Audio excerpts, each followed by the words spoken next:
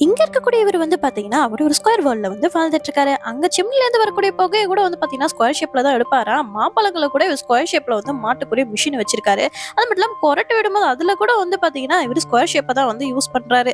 So இது மாரி கண்டுபிடிச்சு பார்க்கும்போது பாத்தீங்கன்னா, அவருடைய ஃபார்ம்ல ஏதோ ஒரு விஷயத்த வந்து பாக்குறாரு. என்ன இது வித்தியாசமா இருக்கு சொல்லிட்டு வெளிய வந்து பார்த்தா, அந்த இடத்துல ஒரு புது ஏலியன் வந்திருக்கு. அது வந்து பாத்தீங்கன்னா, சர்க்கிள் வேர்ல்ட்ல இருந்து வந்திருக்கு. சோ அதுக்காக வந்து பாத்தீங்கன்னா, டிஃபரண்டான ஃபுட்ட வந்து அவர்கிட்ட குடுக்குது. பட் இருந்தாலும் வந்து பாத்தீங்கன்னா, அவரு கோவத்துல அப்படியே க்ளோஸ் பண்ணிட்டு கிளம்பிடுறாரு.